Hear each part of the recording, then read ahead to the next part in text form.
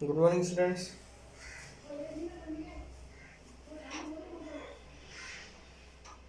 Apex college Makrana के online classes में आप सभी छात्र छात्राओं का हार्दिक स्वागत है। अभिनंदन है। आज हम बीएससी पार्ट फर्स्ट में सीओएम के बारे में पढ़ेंगे, अर्थात centre of mass. Centre of mass क्या होता है? जैसे डस्टर है, ये डस्टर किसी भी एन पार्टिकल से मिलकर बना है, अर्थात कोई भी पदार्थ है वह बहुत सारे असंख्य कणों से मिलकर बना होता है। तो हम सेंटर ऑफ मास किसके कहेंगे, अर्थात द्रव्यमान का केंद्र बिंदु किस बिंदु को कहेंगे? यदि मैं एक ऐसा बिंदु होगा जिसके अबाउट इसकी गति के बारे में व्याख्या कर सकूं, जिस पॉइंट के अबाउट मैं इसके गति के बारे में व्याख्या कर सकूं, वह उसका क्या होगा? Centre of mass. क्या होगा? सेंटर ऑफ मास। जिस पॉइंट के अबाउट में इसकी मोशंस को डिस्क्राइब कर सकूं, वह इसका क्या होगा? सेंटर ऑफ मास होगा। क्या होगा? सेंटर ऑफ मास होगा। यदि मैं कोई सिस्टम लेता हूं जिस प्रकार से एक कोई सिस्टम है, इस पर दो पोजीशंस वेक्टर लूंगा, ठीक है। यदि मैं कोई पार्टिकल लेता हूं जो कि x y and z axis में है, ठीक है। यदि उसके दो vector small r i and capital R c हो तो जैसे कि मुझे पता है यह वेक्टर इस प्रकार से होगा, तो अकॉर्डिंग टू यदि यह है तो यह इसके अपोजिट होगा, अर्थात जो vector R I plus R C I, क्या आर सी आई का सम आर सी के बराबर होगा। यदि मैं इस सिस्टम का टोटल मास क्या मान लूँ? एम मान लूँ। क्या मानूँ? एम। थोड़ा सा ब्रीफ में आपको इसके बारे में बता दूं संक्षिप्त में कि कोई भी सिस्टम है जो कि एम द्रव्यमान का है, वह छोटे छोटे एन कणों से मिलकर बना हुआ है, तथा मानते हैं कि किसी भी एमवे कण के द्रव्यमान का एम आई तथा रिएक्टर सदिश क्या है? आर आई है। हम कोई भी पार्टिकल सी मान लेते हैं। कोई भी पार्टिकल सी है जिस ओरिजिन से क्या वेक्टर है? आर आई है। क्या है? आर आई है। यदि यह वेक्टर आर आई है और जो पिंड है वह सी स्थिति पे है, तो उसके निर्देशांक क्या मान सकते हैं? आर सी, एंड जो बिंदु आई है उसके सापेक्ष में क्या होगा? आर आई होगा। तो हम त्रिभुज O C P, O C and P, इसमें देखो हम triangles law of vector addition जोड़े तो क्या होगा? आर आई इक्वस टू क्या होगा? सॉरी, यदि आर आई को निकालना है तो क्या होगा? आर आई इक्वस टू क्या होगा? R C plus R C I. क्या होगा? R I equal to R C plus small R C I, यही होगा। यह क्या है? Triangles law of vector addition. यदि हमें पता है किसी भी समीकरण के लिए यदि हम उसके मास को उसके दूरी से गुणा कर दिए, क्या करें? दूरी से गुणा कर दें। हमने पढ़ा है क्लास 12 में m1 r1 plus m2 r2 plus m3 r3, कुछ ऐसा हमने क्लास 12 में पढ़ा है। यदि मैं इन सबको एक साथ लिखूं तो हमारे पास जो चीज़ें आएगी वह क्या आएगी? वह आएगी हमारे पास m1 small mi ri summation from ri equal to 1 to n होगा, क्योंकि हमने 1 से n पार्टिकल माने हैं। वह किसके बराबर होगा? Summation i from 1 to capital small n m i r c के बराबर होगा। यदि हम मानते हैं कि इसमें जो डिस्टेंस है वह क्या है? वह तो सेम है, तो चेंज किस में हो रहा है? मास में हो रहा है, तो हम इसको बाहर लिख देंगे, आर सी वेक्टर को बाहर लिख देंगे, and summation i from 1 to n M I, अर्थात हम केवल मास का एडिशन करेंगे। यदि यह n पार्टिकल से मिलकर बना है तो हम क्या होगा? Summation r c from i equal to 1 to n तक जो भी n पार्टिकल्स हैं, यदि हम उनको जोड़ देते हैं तो ठीक है। हम किसी भी सेंटर ऑफ मास की स्थिति होती है किसी भी टू पार्टिकल के लिए, किसी भी टू पार्टिकल सिस्टम के लिए यदि मैं सेंटर ऑफ मास निकालना चाहूँ तो वह सीधा सा होता है m1r1 plus m2r2 plus m3r3। यह होता है 3 के लिए m1r1 plus m2r2 plus m3r3 कुछ इस प्रकार से होता है। यदि मैं इसको एक वेक्टर एडिशन फॉर्म में निकालना चाहूँ तो किस प्रकार से होगा, वह कुछ इस प्रकार से होगा।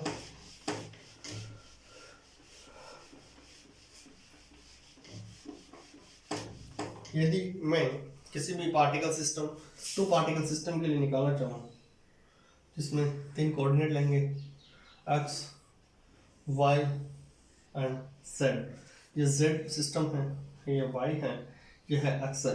यदि टू पार्टिकल सिस्टम जिसका स्मॉल m1 है, यह है m2 है, वही हमें अगेन करना है जो शुरू से करते आ रहे हैं।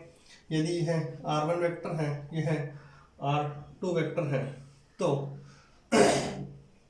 किस प्रकार से होंगे, यह यहाँ से इस प्रकार होगा, यह यहाँ से इस प्रकार होगा, अर्थात यह इस प्रकार है और यह इस प्रकार है, तो ये किस प्रकार आएगा, यह आपके इस डायरेक्शन में आएगा। मैं मान लेता हूँ कि इस पॉइंट पे इनका सेंटर ऑफ मास है, क्या है, सेंटर ऑफ मास है, जो कि कोई वेक्टर RCM है। क्या है, RCM, क्या है, RCM, ये क्या है, कैपिटल RCM।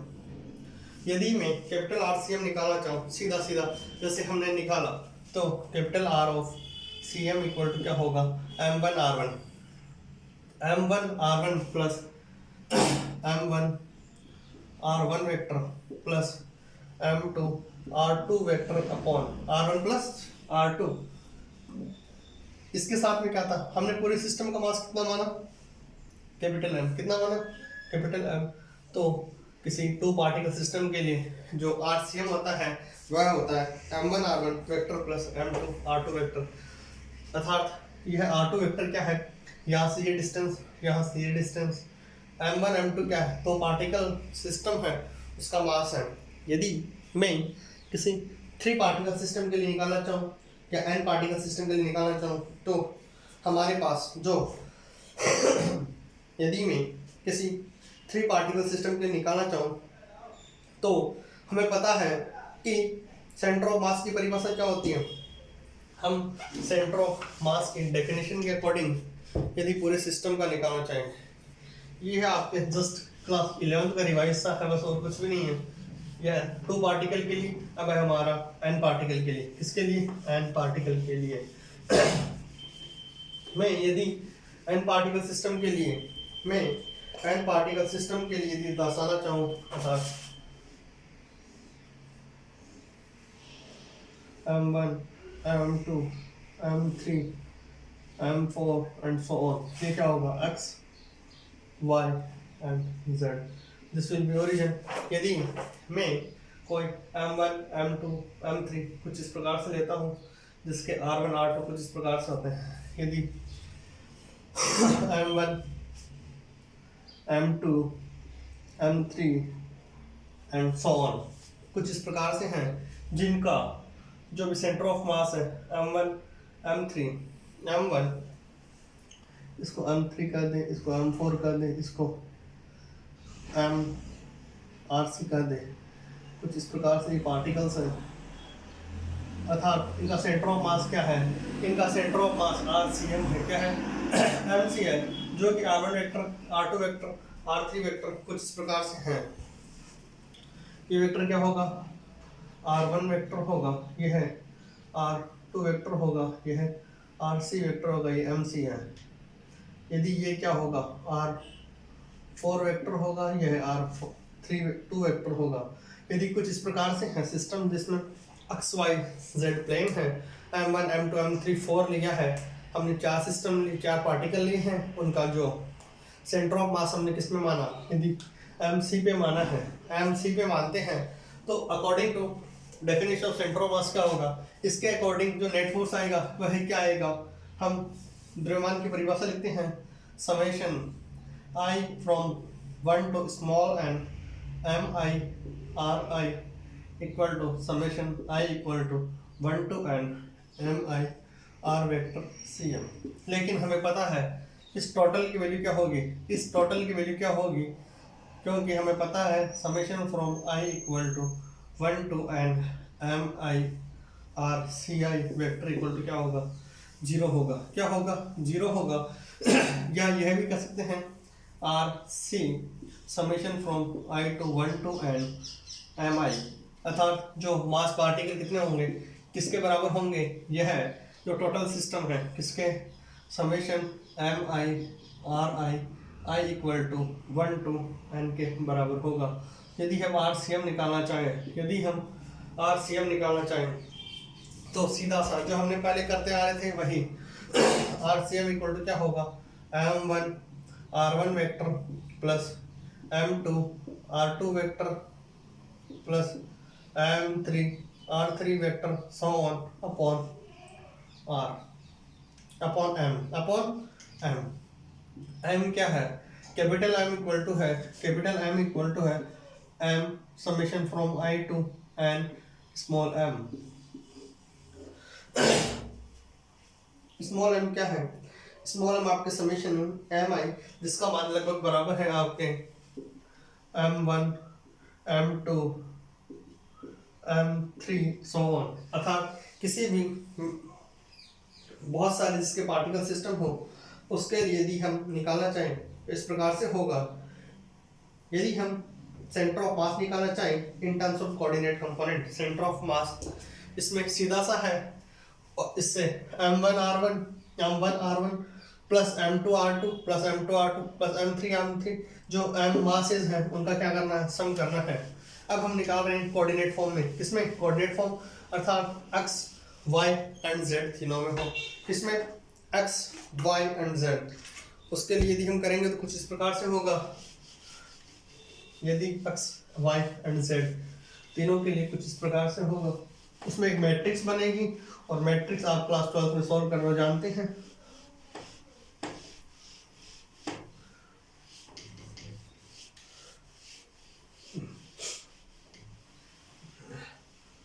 हम सेंटर ऑफ मास निकाल रहे हैं, अर्थात उस पॉइंट के अबाउट हम किसी भी पार्टिकल की क्या कर सकते हैं, मोशन को डिस्क्राइब कर सके, अर्थात जिस पार्टिकल के अबाउट हम किसी भी मोशन को डिस्क्राइब कर सके हम उसको एक उसका सेंटर ऑफ मास मान सकते हैं, अर्थात उस संपूर्ण पार्टिकल का मास वहीं पर होगा, ऐसा माना जा सकता है।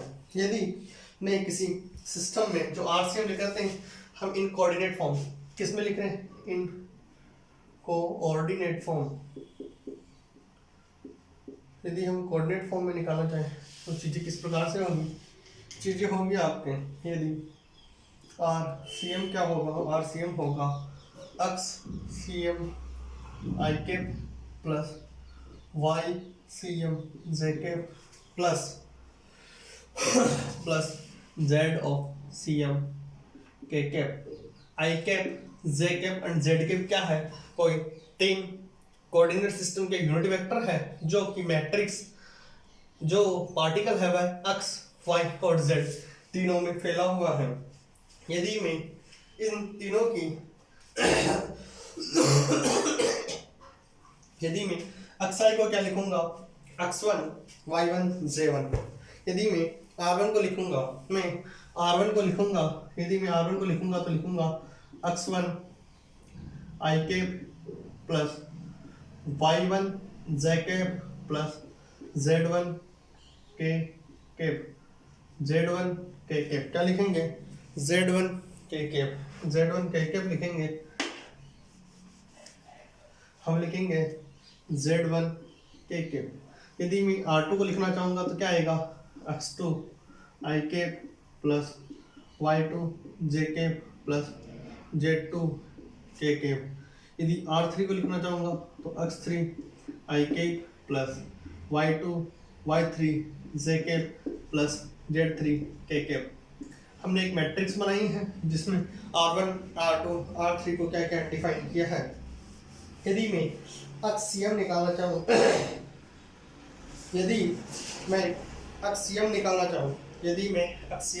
चाहूँ तो XCM बराबर क्या होता है, M1 R1 plus M2 R2 plus M3 R3 upon capital M।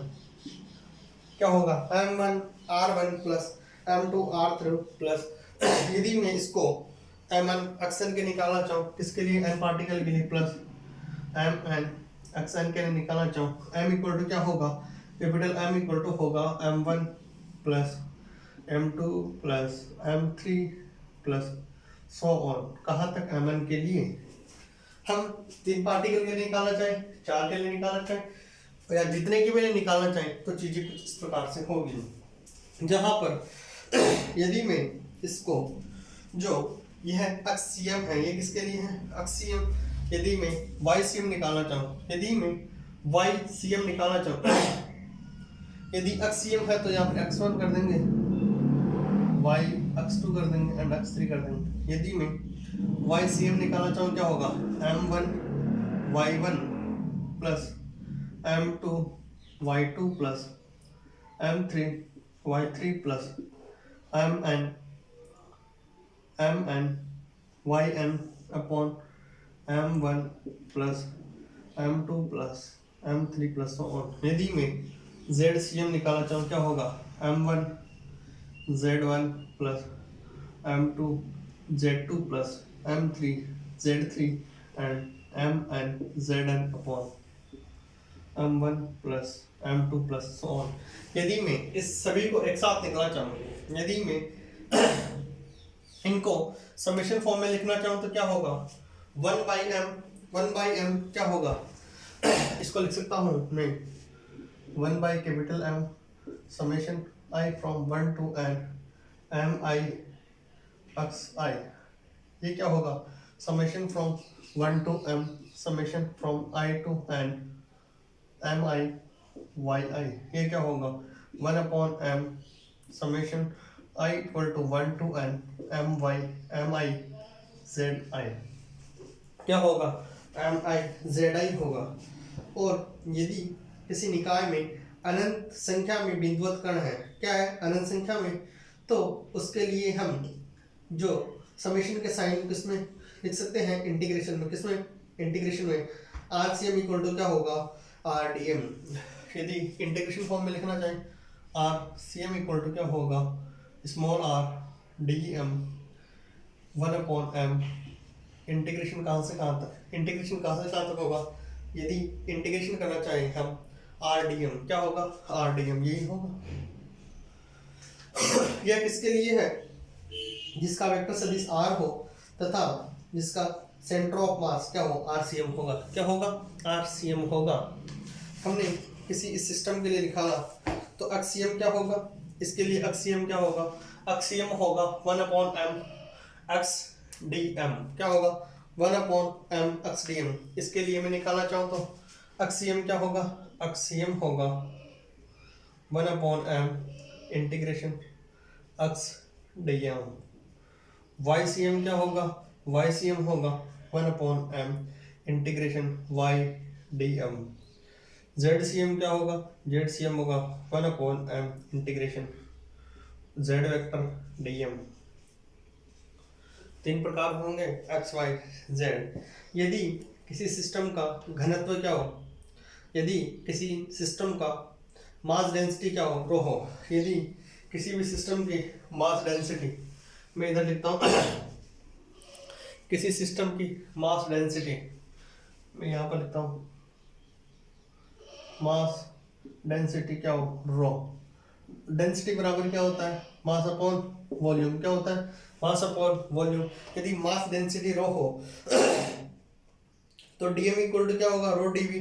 DM equal to क्या होगा, डीएम इक्वल टू होगा, डीएम इक्वल टू होगा रो डीवी। क्या होगा, डीएम इक्वल टू, यदि मैं रो डीवी लिखता हूँ तो जहाँ डीवी क्या है, पार्शियल वॉल्यूम है, वीएम डी डीवी क्या है, पार्शियल वॉल्यूम है, तो हम 1 अपॉन m को क्या लिखेंगे, तो RCM इक्वल टू क्या होगा, यदि मैं इसके लिए, यदि मैं इस सिस्टम के लिए RCM लिखना चाहूँ, इसके लिए जिसका, इसके लिए RCM क्या होगा, RCM होगा इंटीग्रेशन 1 अपॉन m इंटीग्रेशन रो r dm। क्या होगा, रो r dv, m की जगह क्या लिख देंगे, dv। क्या लिख देंगे, dv क्या है, उस सिस्टम का पार्शियल वॉल्यूम है, क्या है, सिस्टम का पार्शियल वॉल्यूम है, r क्या है, वेक्टर है। यदि मैं अक्सीयम निकालना चाहूँ तो क्या होगा, 1/m integration rho x d v क्या होगा, rho x d v. YCM क्या होगा, YCM होगा 1/m integration rho y d v. ZCM क्या होगा, ZCM होगा 1/m integration rho z d v. इसके लिए जहाँ पर रो क्या है, किसी भी सिस्टम की मास डेंसिटी है, रो क्या है, मास डेंसिटी। एक्सीएम ये होगा, एक्सीएम YCM ZCM। RCM क्या होगा 1/m row R D we. यहाँ पर dv क्या है, उस पार्टिकल सिस्टम का क्या है, पार्शियल वॉल्यूम है। क्या है, पार्शियल वॉल्यूम है। यदि मैं वेलोसिटी निकालना चाहूँ, क्या वेलोसिटी, यदि वेलोसिटी इक्वल टू क्या होता है, हमें पता है वेलोसिटी इक्वल टू होता है, वेलोसिटी क्या होती है, डिस्प्लेसमेंट अपॉन टाइम। यदि मैं एक्सीएम या आरसीएम में यदि मैं टाइम का रिस्पेक्ट में डिफरेंशिएट कर दूं, क्या करूं, टाइम के रिस्पेक्ट में डिफरेंशिएट कर दूं, तो वह उस सिस्टम के लिए वेलोसिटी प्राप्त की जा सकती है। ठीक है, हम नेक्स्ट क्लास में इसको कंटिन्यू करेंगे और इस चैप्टर में जो क्लास 11th है, अर्थात मास वेलोसिटी क्या होती है, सेंटर ऑफ फ्रेम क्या होती है, रेफरेंस फ्रेम क्या होती है, कोलिजन क्या होता है, हम उनके बारे में पढ़ेंगे। ठीक है, मैं अगेन आप सभी छात्र छात्राओं का एपेक्स कॉलेज मकराना परिवार की तरफ से बहुत बहुत आभार ज्ञापित करता हूँ। And again thank you so much.